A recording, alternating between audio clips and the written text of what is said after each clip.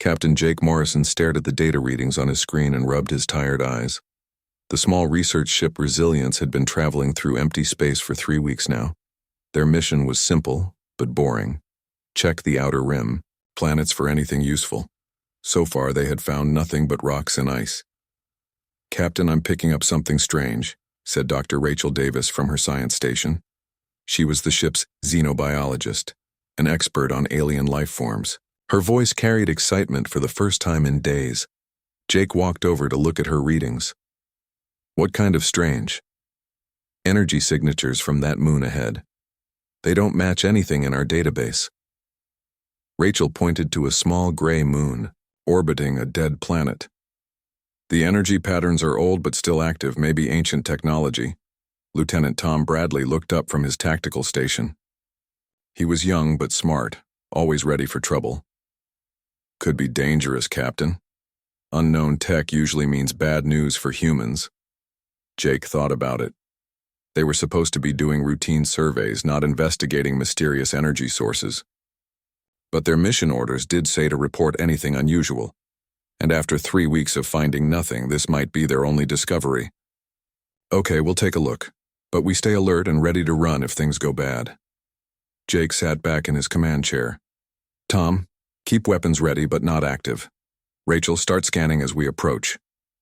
The Resilience moved toward the small moon.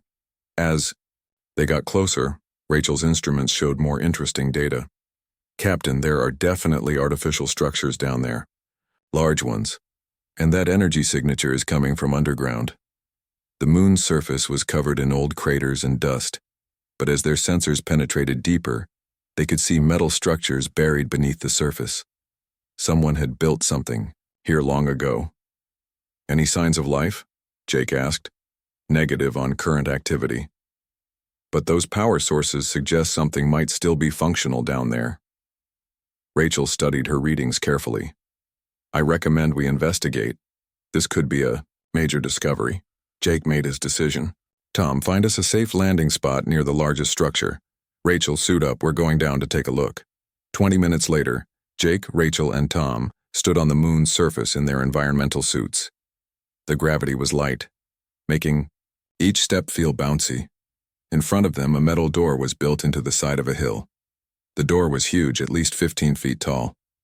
"This thing is massive," Tom said over the radio. "What kind of beings needed doors this big?" Rachel was scanning the door with her instruments. "The metal is incredibly strong, harder than anything we use in human construction. And Captain, look at this." She pointed to symbols carved into the door.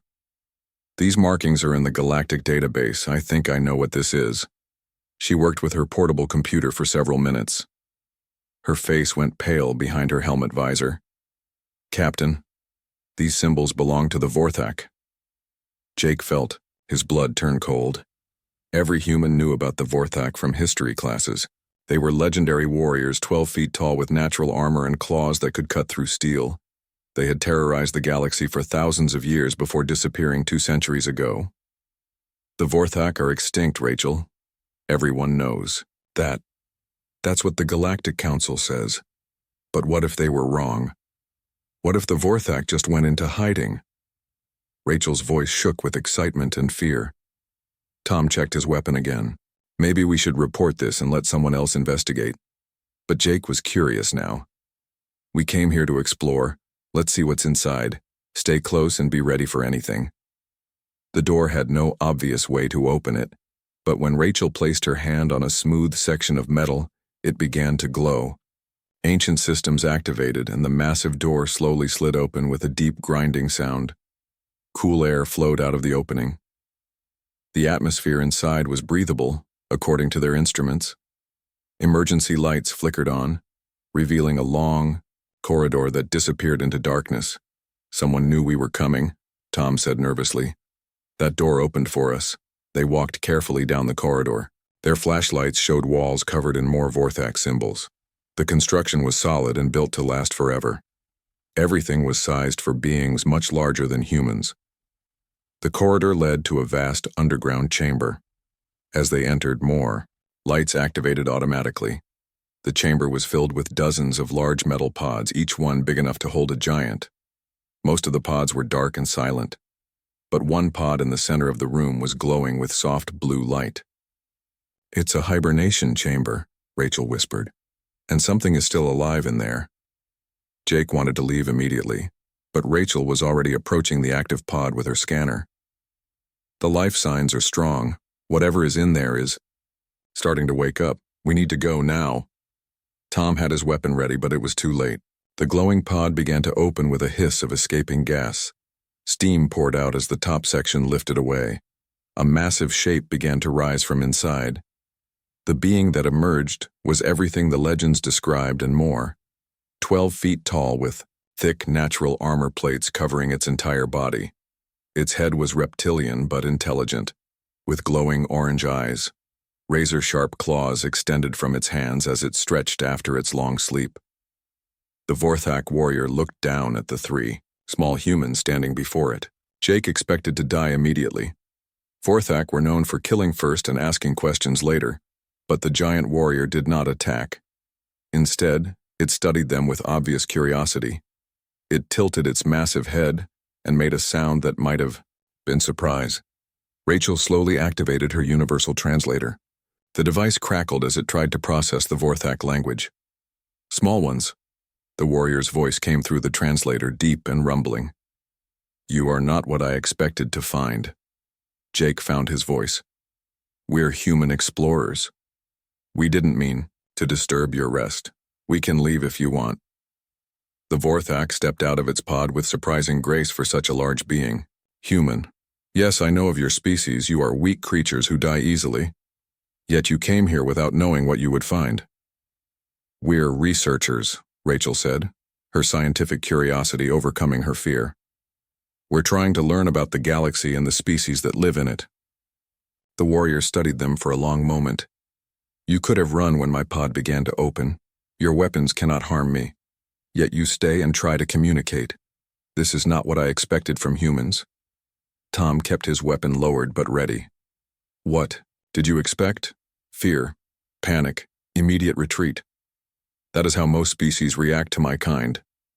The Vorthak walked around them slowly, like a predator examining prey, but there was no hostility in its movements. "I am called Theron. I have slept for many cycles waiting for something to change in this galaxy." "What kind of change?" Jake asked. Theron's orange eyes focused on him. "A species worth waking up for. The galaxy has become weak and corrupt while my people slept. We grew disgusted with the endless wars and political games, so we withdrew and waited." Rachel stepped forward carefully. "Waited for what? For a people who still remember what it means to be brave without being cruel? To be loyal without being stupid? To face danger for reasons beyond personal gain?" Theron looked at each of them in turn. "You three small creatures have traveled far from your homes to explore an unknown place. You could have fled when danger appeared, but you stayed to learn. This interests me." Jake felt the weight of history in that moment. First contact with a species everyone thought was extinct. And somehow, they had impressed this legendary warrior. "What happens now?" Jake asked. Theron was quiet for several minutes, thinking. "Now I do something my people have not done in 2 centuries. I will come with you to learn more about humans. If your species is truly different from the others, then perhaps it is time for the Vorthak to return to the galaxy." The implications hit Jake like a hammer. One Vorthak choosing to leave hibernation would send shockwaves through the entire galactic community. The balance of power that had existed for 200 years would crumble overnight. But looking at this ancient warrior, Jake realized they had no choice. They had awakened something that could not be put back to sleep. The galaxy was about to change, and humanity was going to be at the center of that change. "Our ship is small," Jake said finally, "but you're welcome to come with us." Theron's expression might have been a smile. "Good. I'm curious to see how humans live when they are not trying to impress ancient predators." As they prepared to leave the chamber, Jake wondered if they had just made the best decision in human history, or the worst. But one thing was certain. The galaxy would never be the same again. Governor Mike Patterson stood at the window of his office, watching the dark shapes of enemy ships blocking out the stars. The Zelani consortium had been squeezing New Haven colony for months, but now they had finally shown their true intentions. 12 warships hung in orbit above the planet, their weapons pointed down at the human settlement. "Sir, the Zelani commander is demanding an answer within the hour," said his assistant, bringing him the latest message. "They want all humans off the planet by tomorrow, or they will take military action." Mike rubbed his tired face. He had been governor of New Haven for 5 years, watching it grow from a small mining outpost to a thriving community of 50,000 people. Families had built homes here. Children had been born here. This was not just a business investment. It was their world. "Any word from the Galactic Council?" "Nothing, sir. They say this is a trade dispute and humans should work it out with the Zelani directly." Mike knew what that meant. The Council did not care about one small human colony. Humans were still considered a minor species barely worth noticing. The Zelani consortium was rich and powerful. They wanted New Haven's mineral deposits, and the Council would let them take whatever they wanted. Colonel Lisa Hayes entered the office without waiting for permission. She was the colony's military commander, a tough woman who had fought in 3 different wars. Her face was grim. "Mike, we need to talk privately," she said. The assistant left quickly. Lisa pulled up a chair and sat down heavily. "How bad is it?" Mike asked. "Very bad. They have 12 warships. We have 6 patrol boats, and some ground defenses. If they attack, we can hold them off for maybe 2 hours." Lisa looked out at the enemy ships. "But that's not the worst part." "What's worse than being completely outgunned? Intelligence reports say they're not planning to just take the planet. They're going to make an example of us. Show the galaxy what happens when humans refuse to cooperate with their betters." Mike felt cold anger building in his chest. They want to massacre civilians to send a message. That's what it looks like. The Zelani have been getting pushback from other small colonies lately. They think crushing us will make the others fall in line quickly. Before Mike could respond, alarms began sounding throughout the colony. Emergency broadcasts filled the airwaves. "All citizens report to designated shelters immediately. This is not a drill. Military personnel report to combat stations." Through the window they could see the Zelani ships moving into attack formation. People were running through the streets, carrying children and emergency supplies. But nobody was running away from the colony. They were running to the shelters to wait out the attack together. "Sir, incoming transmission from Captain Morrison," came a voice over the communication system. Mike activated the main screen. Captain Jake Morrison appeared, but he looked different than before. Behind him stood the largest creature Mike had ever seen, 12 feet tall, covered in natural armor with glowing orange eyes. "Governor Patterson, this is Captain Morrison of the research vessel Resilience. We're requesting immediate permission to land at New Haven Spaceport." "Jake, this is not a good time. We're about to be under attack." "I know, sir. That's exactly why we need to land. I have someone with me who might be able to help." Mike looked at the massive creature behind Morrison. "What exactly is that thing?" "Governor, meet Theron. He's a Vorthak warrior." The room went completely silent. Everyone knew the stories about the Vorthak. Ancient legends spoke of them as the most dangerous predators in the galaxy, but they had been extinct for 200 years. The creature called Theron stepped forward. When he spoke, his voice was deep and powerful even through the communication system. "Human leader, I have been watching your people prepare for battle. You know you cannot win, yet your people do not flee.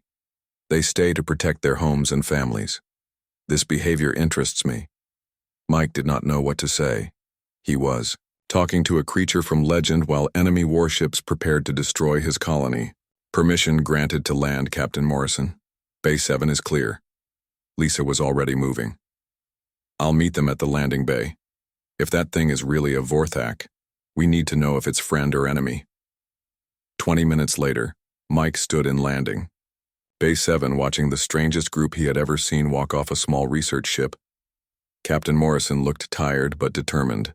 Dr. Davis carried scientific equipment and looked excited despite the danger. Lieutenant Bradley kept his hand near his weapon but seemed calm. And then there was Theron. The Vorthak warrior moved with fluid grace despite his massive size. His armor-plated skin showed old battle scars. His claws could clearly cut through steel. But his orange eyes showed intelligence and curiosity, not mindless aggression. "Impressive," Theron said, looking around the landing bay. "Your people work efficiently under pressure. No panic, no chaos. Everyone has a task and performs it well. We do what we have to do," Mike replied. "But I'm not sure how long we can hold out against those ships." "You will not need to hold out long." Theron looked up toward the ceiling, as if he could see through it to the enemy ships above. "I have a proposal for you, human leader." "I'm listening." "Allow me to observe your people during this battle. I want to see how humans fight when their backs are against the wall. If you impress me, I will help you." Lisa stepped forward. "And if we don't impress you?" Theron's expression might have been a smile. "Then you will die with honor, which is more than most species manage." Before anyone could respond, the first explosions echoed through the colony. The Zilani attack had begun. "They're hitting our outer defenses," came a voice over the communication system. "All units to battle stations." Mike looked at his people. They were scared but not running. They were preparing to fight for their home even though they knew the odds were hopeless. "Colonel Hayes, deploy our forces as planned. Captain Morrison, take your people to the command center, Theron." Mike paused, not sure how to address a legendary warrior. "You're welcome to observe from wherever you think best." "I will watch from the front lines," Theron said. "That is where truth is revealed." The next hour was the longest of Mike's life. From the command center, he watched his small defense force try to hold off vastly superior numbers. The Zilani were not playing games. They hammered the colony's shields with everything they had. But something strange was happening. Every time it looked like the defenses would break, his people found new ways to adapt. Engineers rerouted power from damaged systems. Pilots pushed their small fighters far beyond safe limits. Civilians volunteered for dangerous repair missions. And through it all, Theron moved among the defenders like a shadow. He did not fight, but he watched everything. Mike saw him observing a medical team risking their lives to rescue trapped civilians. He watched him studying a group of teenagers who were running supplies to isolated defense posts. The Zilani commander finally lost patience. 3 of their largest warships moved into close orbit and prepared to bombard the main settlement directly. This would kill thousands of civilians, but it would end the resistance quickly. "Governor, their primary weapons are charging," reported the tactical officer. "Impact in 60 seconds." Mike closed his eyes. They had fought well, but it was over. Then Theron's voice filled the command center. "I have seen enough." The massive warrior strode to the main communication console. With one claw, he activated the broadcast system. "Zilani ships, this is Theron of the Vorthak. You will withdraw from this system immediately or face the consequences." The response came quickly, full of disbelief and anger. "The Vorthak are extinct. This is some human trick. Look at your long-range sensors, coward. Look at the biosignature readings. Then decide if you wish to test my patience further." There was a long pause. Then frantic chatter began among the Zilani ships as their sensors confirmed what their minds could not accept. A Vorthak warrior was really here, protecting humans. 3 Zilani ships began moving away from the planet immediately. But the commander was either too proud or too stupid to retreat. "One ancient warrior cannot stop our entire fleet. Continue the bombardment." Theron's orange eyes blazed with anger. "Very well. You have chosen your fate. What happened next would be talked about in bars and military academies across the galaxy for decades." Theron walked calmly to the colony's main airlock and stepped outside without any protective gear. His natural armor allowed him to survive in the vacuum of space. He stood on the planet's surface and raised his arms toward the attacking ships. Ancient Vorthak technology, built into his very body, activated. Beams of pure energy lanced upward from his hands, cutting through the 3 nearest warships like they were made of paper. The remaining Zilani ships fled immediately, broadcasting panic messages across all frequencies. Within minutes, the entire galaxy would know that the Vorthak had returned, and they had chosen to protect humans. Back in the command center, Mike stared at the tactical display showing the destroyed enemy ships. His colony was safe, but he knew this was just the beginning. Theron returned and stood before Mike with something that looked like approval in his ancient eyes. Your people fight not because they are strong, but because they are weak. And that takes more courage than most species possess. I am impressed. Mike found his voice. What happens now? Ambassador David Chen had never seen the Galactic Council chamber so crowded or so tense. Representatives from dozens of species filled every seat, and their voices created a buzz of nervous energy that made the air itself feel electric. For the first time in his 5 years as humanity's representative, everyone wanted to talk to him. The emergency session had been called just hours after news spread about the Vorthak's return at New Haven Colony. David's communication device had not stopped ringing since then. Species that had ignored human requests for meetings were now demanding immediate audiences. Chancellor Vorin of the Althari Empire stood at the center podium, his blue skin darker than usual with stress. The Althari had ruled the Galactic Council for 3 centuries, but David could see fear in the Chancellor's large black eyes. The situation is more serious than we initially believed, Chancellor Vorin announced to the assembled representatives. Our intelligence networks have confirmed that the being at New Haven Colony is indeed a genuine Vorthak warrior. Long-range bioscans match historical records perfectly. High Counselor Nexus of the Crystalline Hegemony rose from her seat. Her crystal-like body reflected light in angry red patterns. This changes everything. The entire galactic power structure was built on the assumption that the Vorthak were gone forever. David remained quiet, but his mind was racing. Dr. Elena Rodriguez, humanity's chief historian and his top advisor, had briefed him on what this meant. The Vorthak had not been defeated 2 centuries ago. They had simply grown tired of galactic politics and chosen to disappear. Many current territories and trade routes existed only because the Vorthak were not there to claim them. The question, continued Chancellor Vorin, is what the humans have promised this creature in exchange for its protection. We must assume they have made some kind of deal. David stood up slowly. May I speak, Chancellor? The chamber fell silent. Hundreds of alien eyes focused on the human representative. Honorable members of the Council, I want to make something very clear. Humanity has made no deals or agreements with the Vorthak. The warrior called Theron chose to help our colony on his own. We do not control him, and he does not take orders from us. This statement caused an explosion of worried chatter throughout the chamber. David could see why they were frightened. If the Vorthak could not be controlled through human representatives, then traditional diplomacy was useless. Chancellor Vorin raised his hand for silence. Ambassador Chen, you must understand our position. The Vorthak were the most feared warriors in galactic history. They were never defeated in direct combat. Their technology was beyond anything we have today. If they have chosen to return to galactic affairs, we need to know their intentions. I understand your concerns, David replied, but I can only tell you what I know. Theron observed our people during the attack and was impressed by their courage. That is why he helped them. High Counselor Nexus stood again. Courage? Humans are known to be physically weak and technologically backward. What could possibly impress a Vorthak warrior? David felt a flash of anger but kept his voice calm. Perhaps you should ask him yourself. The suggestion sent another wave of nervous energy through the chamber. Nobody wanted to directly confront a Vorthak, even through diplomatic channels. Dr. Elena Rodriguez, who had been monitoring communications from Earth, quietly handed David a message pad. His face went pale as he read the latest intelligence reports. Chancellor, I have just received disturbing news from our monitoring stations.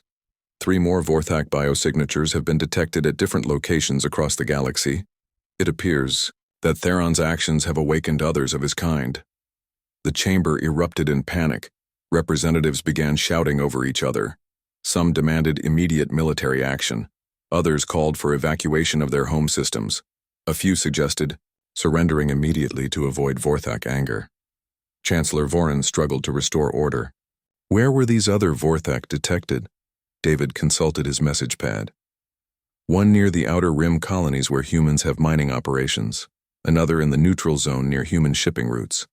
The third was detected near Earth itself. The implications were clear to everyone in the chamber.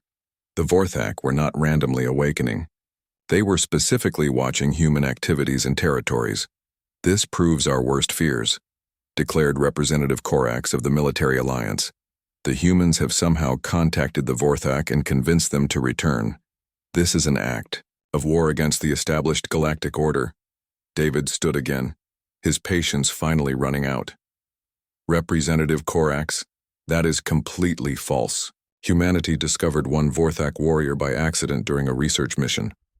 We had no idea others existed, and we certainly did not wake them up intentionally. Then explain why they are appearing near human territories, demanded Korax. Maybe they are curious about the species that impressed their friend, Dr. Rodriguez said quietly to David. Chancellor Varane seemed to age 10 years in the span of a few minutes. The Council will need time to consider our options. In the meantime, I strongly suggest that all members avoid any actions that might be seen as aggressive toward human territories. High Counselor Nexus's crystal body flashed bright red. Are you suggesting we allow humans to dictate galactic policy through threats of Vorthak violence? I am suggesting we avoid starting a war we cannot win, Foran replied grimly. After the session ended, David found himself surrounded by representatives who wanted private meetings. The same species that had dismissed human concerns for years were now eager to discuss trade agreements, defense pacts, and territorial concessions. But David was not in the mood for negotiations. He activated his communication device and sent a priority message back to Earth and New Haven Colony. This is Ambassador Chen. The Council is terrified, and that makes them dangerous. They may try to test our resolve by attacking isolated human settlements. We need to be ready for anything. As he walked back to the human embassy, David could not shake the feeling that they were standing at the edge of a cliff. The galaxy had been stable for 2 centuries because everyone knew their place in the power structure. Now that structure was crumbling, and nobody knew what would replace it. Dr. Rodriguez caught up with him in the embassy corridor. David, we just received another report. The Vorthak near Earth has made contact with our defense forces. What did it want? To observe our military training exercises. It said it wanted to understand how humans prepare for war. David felt a chill run down his spine. If the Vorthak were studying human military capabilities, it could mean they were preparing for something big. But were they preparing to fight alongside humans, or were they evaluating human strength for their own purposes? Elena, I want you to compile everything we know about Vorthak history and culture. If more of them are waking up, we need to understand what they want. Already working on it. But David, there's something else you should know. What now? The Council has been holding secret meetings. Intelligence sources suggest they're planning to test whether the Vorthak will really protect all human settlements, or just the ones where they are physically present. David felt sick. They want to attack human colonies to see if other Vorthak will respond. That's what it looks like. They think if they can prove the Vorthak protection is limited, they can contain the threat. David stared out the embassy window, at the ships coming and going from the Council station. Somewhere out there, frightened leaders were making decisions that could determine the fate of the galaxy. Send a message to all human colonies and ships, he said finally. Tell them to be extra careful and report anything unusual immediately. If the Council wants to test Vorthak resolve, they're about to learn something they won't like. What's that? That there are more Vorthak out there than anyone imagined, and they're all watching to see how the galaxy treats their new favorite species. As night fell on the Council station, emergency meetings continued in secure chambers. Military commanders studied old battle reports from Vorthak conflicts. Economists calculated the cost of potential trade disruptions. Politicians debated whether to negotiate or fight. But in the human embassy, David Chen sat alone in his office, wondering if humanity had just become the most protected species in the galaxy, or the most endangered. The Vorthak had chosen them, but nobody yet understood what that choice would ultimately cost. The galaxy was holding its breath, waiting to see what would happen next. And somewhere in the darkness between the stars, Ancient warriors were waking up after centuries of sleep, ready to hunt once again. The attack on Haven's rest colony came without warning. 3 Council warships appeared in the system and began bombardment immediately. The small farming community had no military defenses beyond a few security officers and some hunting rifles. Dr. Rebecca Adams was treating a sick child in the colony's medical center when the first explosions shook the building. Through the window, she could see fires burning in the agricultural district where most families lived and worked. "Doctor, we have wounded coming in," called Nurse Janet Miller from the emergency bay. The community center took a direct hit. Rebecca ran toward the emergency bay, grabbing medical supplies as she went. Outside, she could see people carrying injured friends and family members toward the medical center. What struck her most was that nobody was running away from the colony. Even with enemy ships overhead, people were running toward the wounded to help. "How many are hurt?" Rebecca asked as the first casualties arrived. "At least 20, maybe more," replied Tom Jackson, a farmer who had helped carry in a young woman with severe burns. "The Miller family is trapped under debris in Sector 4. Rebecca started working on the burn victim while giving orders to her small medical staff. Janet set up triage in the main lobby. "Mark, get all our surgical supplies ready. We're going to need everything we have." As she worked, Rebecca noticed something strange. A shadow fell across the medical center, but it was not from the attacking ships. She looked up to see a massive figure standing in the doorway, 12 feet tall, covered in natural armor, with glowing orange eyes. "Vorthak," whispered one of the wounded colonists. The giant warrior looked around the medical center, watching Rebecca and her staff work frantically to save lives. His expression was unreadable, but he made no move to interfere. "Are you here? To help or hurt us?" Rebecca asked without stopping her work on the burned woman. The Vorthak spoke in a deep, rumbling voice. "I am Lyra. I came to observe humans under stress. Continue your work." Rebecca found it strange to be having a conversation with a legendary warrior while performing emergency surgery. But the situation was too urgent to worry about protocol. "Can you help us reach the people trapped in Sector 4? She asked. "That would interfere with my observation." "Fine. Then observe this." Rebecca looked directly at the massive warrior. "Janet, Tom, we need to get to the Miller family. Grab medical supplies and follow me." "Doctor, it's too dangerous," protested Mark. "The ships are still bombing that area. The Millers have children. We're not leaving them to die." Rebecca ran out of the medical center carrying emergency supplies. Behind her, Janet and Tom followed without hesitation. The Vorthak warrior called Lyra moved silently alongside them, watching everything. Sector 4 was a disaster zone.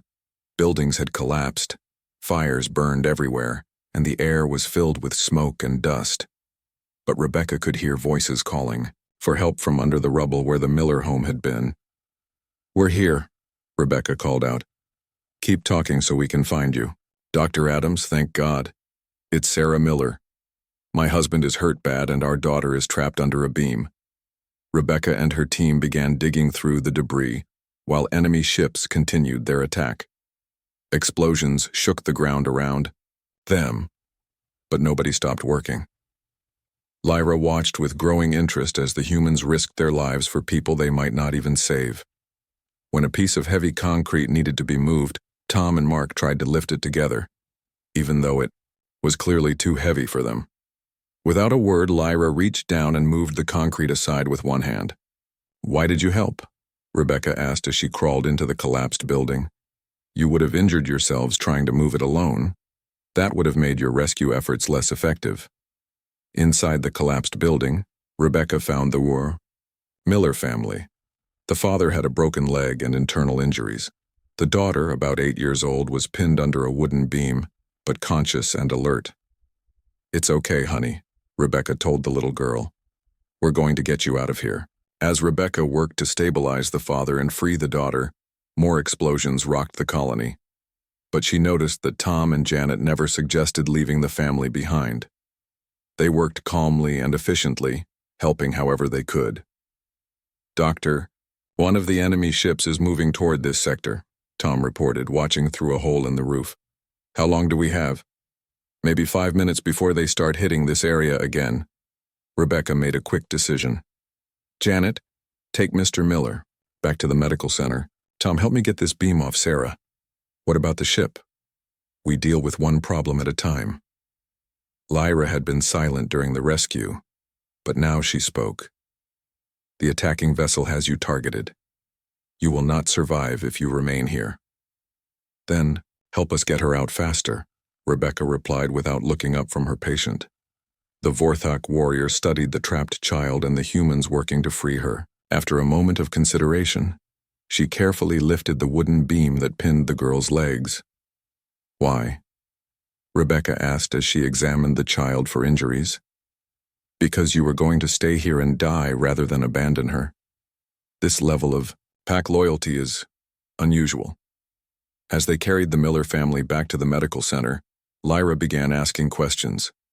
You risked your lives for people who are not related to you. Why? They're part of our community, Rebecca explained while monitoring Mr. Miller's vital signs. We take care of each other.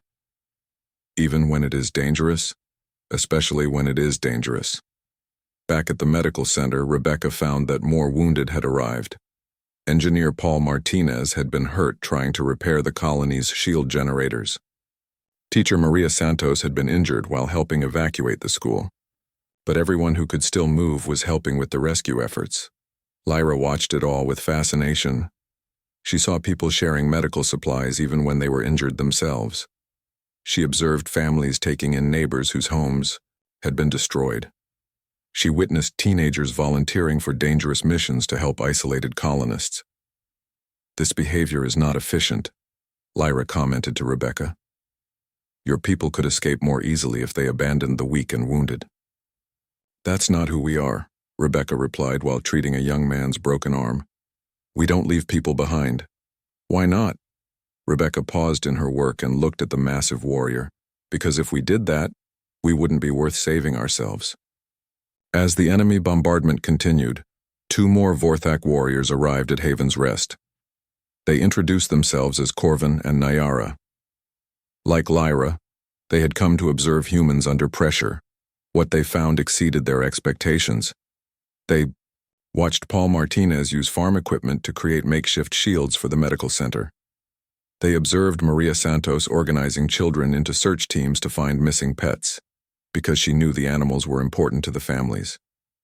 They saw elderly colonists refusing evacuation so that younger people could use the limited transport space. Your species confuses me, Corvin told Rebecca during a brief break in the fighting. You are individually weak, but you act with the coordination of a pack. How is this possible? We learned a long time ago that we're stronger together than apart, Rebecca explained. But you have no alpha leader commanding absolute obedience. You make decisions by discussion and consensus. This should create chaos, not coordination. It works because we all want the same thing, to protect our families and our community. Nyara, who had been quiet during the conversation, finally spoke. My people once had this same unity, but we lost it over time. Leaders became more important than the pack. Individual glory became more valued than collective survival. What happened? Rebecca asked. We became strong enough to dominate other species, and that corrupted us. We forgot what made us strong in the first place. The attack on Haven's Rest ended when the 3 Vorthok warriors decided they had seen enough. Corvin walked outside and destroyed 2 of the attacking ships with concentrated energy blasts. The 3rd ship fled immediately, broadcasting panic signals across all frequencies. After the battle, Rebecca found herself sitting with the 3 ancient warriors in the colony's community hall.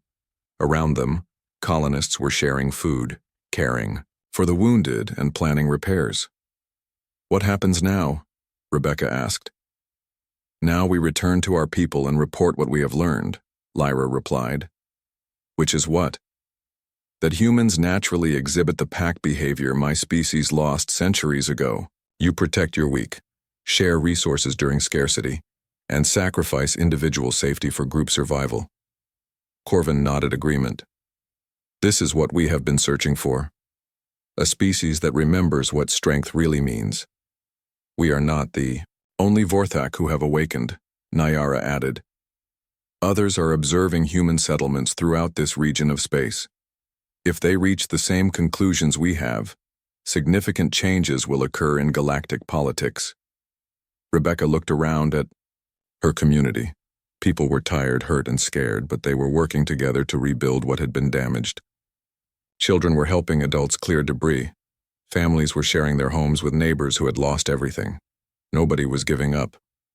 "We're just doing what feels right," she said. "That is exactly why my people are interested in yours," Lyra replied. "Most species do what benefits them individually. Humans seem to naturally do what benefits the group, even when it costs them personally." General Robert Hayes stood in the war room of Earth's military headquarters, studying tactical displays that showed Vorthak positions throughout human space. His sister Lisa had been right about the danger, but even she had not predicted how quickly things would escalate. "Sir, we have confirmation of 17 Vorthak warriors now active in our territories," reported Major Kim Foster, his intelligence officer. "They're not just defending colonies anymore. They're actively hunting Council military assets." "Show me the latest incidents." Major Foster activated the main display. 3 days ago, a Vorthak named Thane destroyed a Council listening post in the Outer Rim. Yesterday, another warrior called Zeph disabled an entire patrol fleet near the mining worlds. They're not killing everyone, but they're making it clear that Council forces are not welcome in human space. General Hayes had been a soldier for 20 years, but this situation was unlike anything he had trained for. His forces were coordinating with alien warriors who had technology centuries ahead of human capabilities. The learning curve was steep and dangerous. "Any word from Dr. Thompson's research team?" "Yes, sir. He says the preliminary analysis of Vorthak technology is incredible. They don't use machines the way we do. Their weapons and tools are more like extensions of their own bodies." Dr. Marcus Thompson entered the war room at that moment, carrying a tablet full of technical data. He looked excited but exhausted. "General, you need to see this," Marcus said, activating a holographic display. "The Vorthak don't just use technology, they grow it. Their weapons are biological constructs that respond to their thoughts and emotions. Can we duplicate it? Not exactly, but we can create hybrid systems that combine our engineering with their biological components. The results are impressive." Marcus showed them test footage of prototype weapons that fired concentrated energy bursts similar to Vorthak abilities. They were not as powerful as the original, but they were far beyond anything in the current human arsenal. "How long before these are ready for field testing?" "We could have limited numbers ready within a week. But General, there's something else you should know. The Vorthak want to teach us their hunting tactics." "What kind of tactics?" "Pack coordination, environmental exploitation, psychological warfare. They say human military thinking is too rigid and predictable." General Hayes considered this.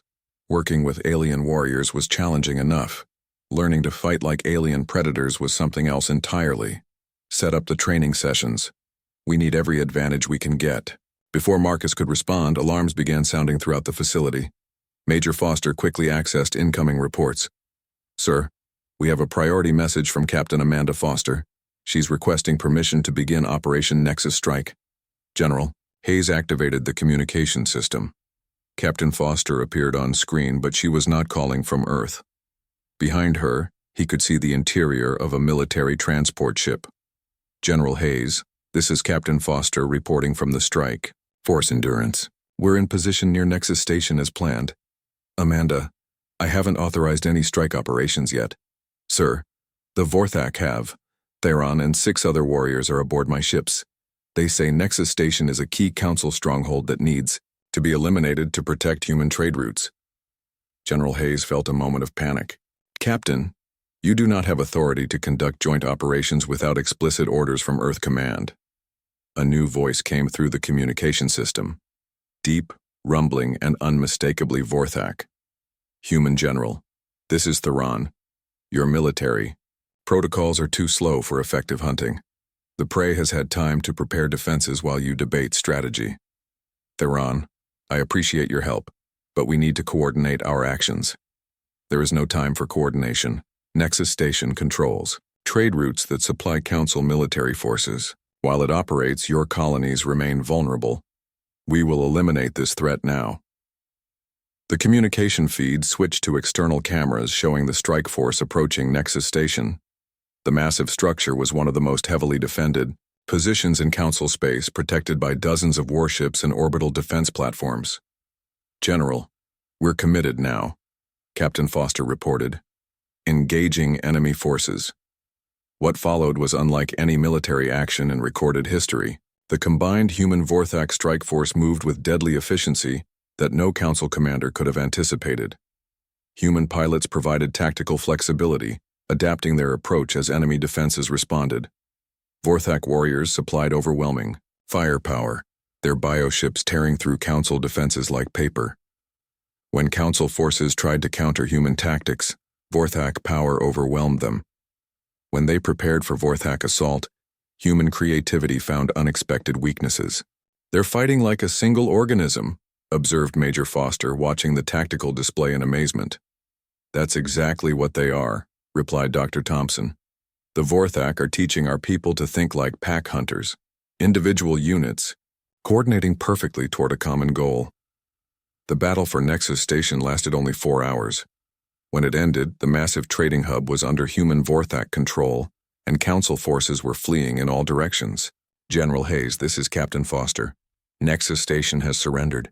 We have captured their central computer core and all financial records. Casualties? Minimal on our side.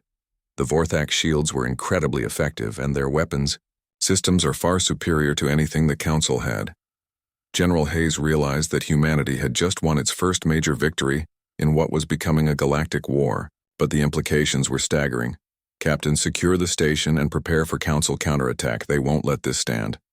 Sir, Theron says there won't be a counterattack. He says true predators don't wait for prey to organize. We're moving to hit 3 more targets before the Council can respond. After the communication ended, General Hayes sat quietly for several minutes. Everything was moving too fast. Human forces were conducting military operations planned and led by alien warriors. The traditional command structure was breaking down, as field commanders made decisions based on Vorthak strategy rather than human protocol. Sir, we're receiving reports from across the galaxy, Major Foster said quietly. The fall of Nexus Station has caused panic in Council territories. Several trade routes have been abandoned and economic activity is dropping rapidly. What's the Council's response? Emergency meetings in all major systems. They're calling for a unified military response against the human Vorthak alliance. Dr. Thompson looked up from his technical readouts. General, the Vorthak are sharing more than military tactics with us. They're teaching us about ecosystem manipulation. What does that mean? They don't just defeat enemies in battle. They reshape entire economic and political systems to prevent threats from developing. Nexus Station wasn't just a military target. It was a key component in the Council's ability to project power. General Hayes began to understand the scope of what was happening. The Vorthak were not just helping humanity defend itself. They were methodically dismantling the galactic power structure that had kept humanity marginalized. Sir, incoming priority. Message from Admiral Catherine Brooks, Major Foster reported. Admiral Brooks appeared on screen from her flagship in the outer systems. Robert, we have a problem. Council intelligence suggests they're planning a massive coordinated strike against Earth and the major human colonies. Every available ship from 7 different species. When? Soon. Maybe days. They're calling it Operation Final Solution. General Hayes felt cold anger building in his chest. They want to commit genocide to stop us. That's what it looks like. But Robert, there's something else. Long-range sensors are detecting massive energy signatures moving toward human space. I think our Vorthak friends called for reinforcements. Before General Hayes could respond, Theron's voice filled the war room through an open communication channel. Human General, gather your fleet commanders for immediate briefing. The Council has made their choice, and we will respond accordingly. What kind of response? The kind that ensures this threat never returns. Your species has proven worthy of our protection. Now you will see what that protection truly means. As reports continued flooding in from across human space, General Hayes realized that the galaxy was about to witness something unprecedented. Humanity had awakened sleeping giants, and those giants were preparing to hunt on a scale not seen for centuries. The age of humans being victims was ending. The age of humans being predators was about to begin. The largest armada in galactic history surrounded Earth and the core human worlds. 7 species had combined their fleets under Council leadership, bringing over 400 warships to end the human-Vorthak alliance once and for all. Chancellor Vorin commanded the operation from his massive flagship, confident that overwhelming numbers would succeed where individual attacks had failed. Captain Jake Morrison stood on the bridge of the New Resilience, now equipped with hybrid, human-Vorthak technology. Around him, a fleet of 300 human vessels waited in defensive positions. It looked hopeless, but Jake had learned not to judge battles by simple numbers. "Captain, long-range sensors are detecting massive biosignatures approaching from deep space," reported his tactical officer. "How massive?" "Sir, I'm reading 12 distinct objects, each one larger than anything in our fleet database." Through the bridge viewports, Jake could see strange shapes emerging from hyperspace. The Vorthak bioships were unlike anything humans had ever built. They looked more like living creatures than vessels, with organic curves and surfaces that pulsed with internal energy. Communications from the lead bioship captain. Theron's voice filled the bridge. "Human friend Jake, it is time you met the elders of my people." The largest bioship moved close to the New Resilience. Through the transparent sections of its hull, Jake could see Vorthak warriors that made Theron look small. These were the Ancient Ones, the original leaders who had withdrawn from galactic affairs centuries ago. "Captain Morrison, you are invited aboard the Elder ship for tactical briefing." 20 minutes later, Jake found himself in the most incredible chamber he had ever seen. The bioship's interior was alive, with walls that breathed and floors that responded to footsteps. 12 Vorthak elders, each one over 15 feet tall and covered in battle scars, stood around a holographic display of the approaching Council fleet. The eldest spoke in a voice that rumbled like distant thunder. "Human Jake, I am called Ancient Korath. We have watched your species for many cycles, waiting to see if you would prove worthy of our attention. And have we? You have exceeded our expectations. Your people fight not for conquest or domination, but to protect those who cannot protect themselves. This is the way of the true pack." Another elder, whose armor showed evidence of countless battles, stepped forward. "I am War Leader Thane. We have come to teach the galaxy what happens when apex predators choose their hunting companions." The holographic display showed the Council fleet in perfect detail. Jake could see their formations, weapon deployments, and defensive strategies. But the elders seemed completely unconcerned about the overwhelming enemy numbers. "How can we possibly win against so many ships?" Jake asked. Korath's expression might have been a smile. "Human friend, you still think like prey. You see numbers and assume disadvantage. We see opportunity." "What kind of opportunity?" "The Council has gathered all their military strength in one location. After this battle, there will be no second chance for them to threaten your people." The briefing that followed changed Jake's understanding of warfare forever. The Vorthak did not plan to simply defeat the Council fleet. They intended to reshape the entire galactic political structure in a single engagement. "Your human vessels will provide coordination and tactical flexibility," explained Elder Nyara. "Our bioships will deliver overwhelming force at key points. But the true weapon will be the demonstration of unity between our species." "What demonstration?" "The galaxy will watch predator and prey working as one organism. This will show all species that the age of the strong dominating the weak has ended." The battle began at dawn, Earth time. Chancellor Vorin opened communications to the human fleet, confident in his superiority. "Human forces, this is your final opportunity to surrender. Release the Vorthak warriors to our custody, and your colonies will be spared." Governor Mike Patterson, now serving as the human diplomatic representative, responded from New Haven Colony. "Chancellor, Vorin, the Vorthak are not our prisoners or our servants. They are our friends and allies. We will not abandon them any more than they abandoned us. Then you have chosen extinction. The Council fleet attacked in perfect formation, their strategy designed by the finest military minds in galactic history. But they were fighting an enemy that had never been seen before. Humans and Vorthak functioning as a single tactical unit. Human ships darted through the Council formations like small, fast predators, creating chaos and confusion. When Council forces adapted to human tactics, massive Vorthak bioships emerged from seemingly empty space, their weapons tearing through enemy defenses. Jake watched in amazement as the battle developed. Human creativity found weaknesses in Council formations that even the Vorthak had missed. Vorthak power exploited those weaknesses with devastating efficiency. Neither species could have achieved this level of success alone. "Captain, the Council flagship is trying to withdraw," reported his communications officer. "Not happening," came Theron's voice over the fleet network. "Ancient Korath, the main prey, attempts to escape." The largest Vorthak bioship moved toward Chancellor Vorin's flagship with terrifying speed. But instead of destroying it immediately, Korath opened a communication channel. "Council leader, you will observe the end of your fleet. Then you will carry word back to your people of what you have witnessed here." The battle lasted 6 hours. When it ended, the combined Council fleet had been completely destroyed or captured. Human and Vorthak forces had suffered minimal casualties thanks to their unprecedented cooperation. But the real victory came in what happened next.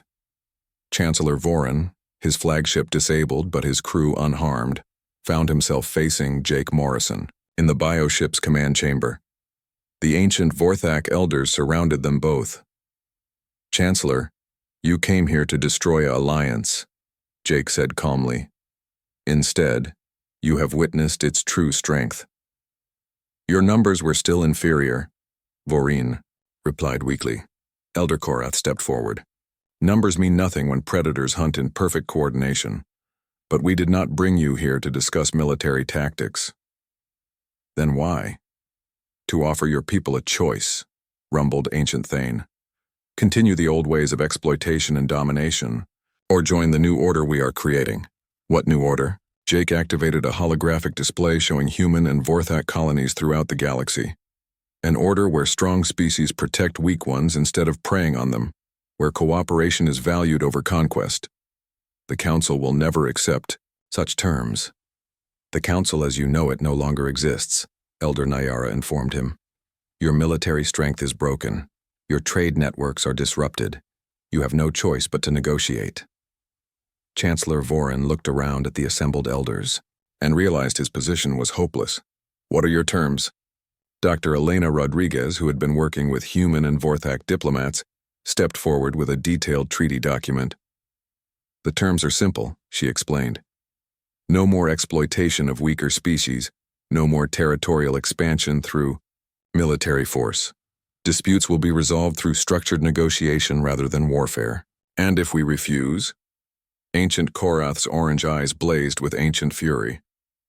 "Then you will discover what happened to the last species that chose to continue preying on the innocent after we told them to stop." The implications were clear. The Vorthak had not just withdrawn from galactic affairs 2 centuries ago, they had eliminated entire civilizations that refused to abandon their predatory behavior. "You would commit genocide?"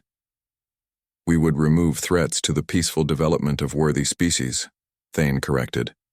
"Your people can choose to be part of the solution, or they can choose to be removed as part of the problem." Chancellor Vorin studied the treaty terms for several minutes. The document established new principles for galactic governance that would fundamentally change how civilization operated. Strong species would be bound by honor codes to protect weaker ones.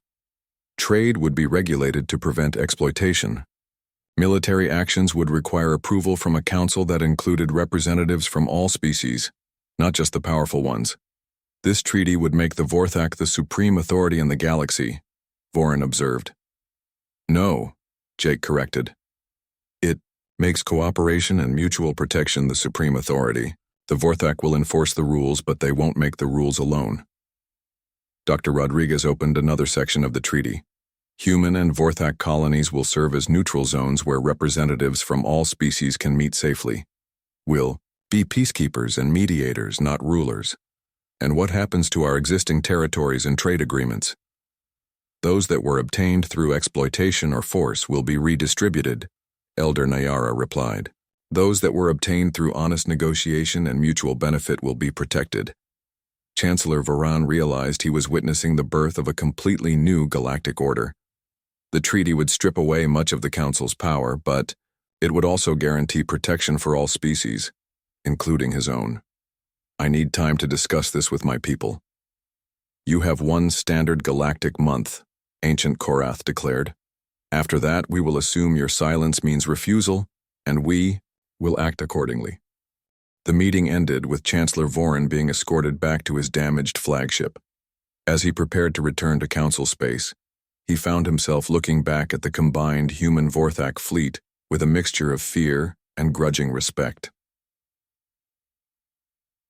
3 weeks later, the Galactic Council officially signed the Treaty of New Haven, named after the human colony where the alliance had first been proven. The ceremony took place on New Haven itself, with representatives from dozens of species witnessing the historic moment. Captain Jake Morrison stood with Theron on the observation deck of the New Resilience, watching ships from across the galaxy arriving for the signing ceremony. It had been 6 months since their first encounter in the ancient hibernation chamber, but it felt like a lifetime. Do you think it will work? Jake asked. Can species that have been fighting for centuries really learn to cooperate? Some will. Adapt quickly, Theron replied. Others will resist and need to be convinced. A few will refuse entirely and will need to be removed. But yes, it will work, because the alternative is extinction. And humanity? How do we handle being the galaxy's peacekeepers? The same way you handled being victims, with courage, compassion, and determination to do what is right rather than what is easy. Dr. Rachel Davis joined them on the observation deck, carrying reports from the various colonies now being established throughout the galaxy. Jake, you should see this, she said, showing him images from the new settlements. Human and Vorthak families are living together, raising their children side by side. The next generation won't even think of our species as separate. Is that good or bad? It's evolution, Theron answered. Your people and mine are becoming something new together, something better than either of us was alone. The signing ceremony was broadcast across the galaxy, watched by trillions of beings on thousands of worlds. Governor Mike Patterson, now serving as humanity's senior diplomatic representative, signed the treaty alongside Ancient Korath and Chancellor Vorin. But the most important moment came afterward, when young humans and Vorthak took the stage together. They had been students in the integrated education programs that Dr. Davis had helped establish. When they spoke, it was not as representatives of different species, but as citizens of a new kind of galactic community. We are the first generation to grow up knowing that strength means protecting others, not dominating them, said Maria Chen, a 16-year-old human girl who had been adopted by a Vorthak family after her parents died in a mining accident. Beside her, a young Vorthak named Keth, barely 8 feet tall but already showing the wisdom of his ancient species, added, "We will make sure that no species ever again has to choose between surrender and extinction." As the ceremony concluded, Jake realized that humanity had not just survived its encounter with legendary predators. They had helped create something unprecedented in galactic history, a civilization based on mutual protection rather than mutual exploitation. The galaxy was listening, just as the story's title had promised, but they were not listening out of fear anymore. They were listening because humanity and the Vorthak had proven that predators and prey could choose to become something better together. Years later, when historians wrote about the Great Transformation, they would mark this day as the moment when galactic civilization chose cooperation over conquest. The age of apex predators terrorizing the weak had ended. The age of apex predators protecting the weak had begun. And at the center of it all were humans, the species that had impressed ancient warriors not through strength or technology, but through their simple insistence that everyone deserved to be protected, even when protection was dangerous to provide. The galaxy had listened, learned, and chosen to become better. And Captain Jake Morrison, watching ships from 100 worlds, working together in the space above New Haven Colony, knew that this was just the beginning of humanity's greatest adventure.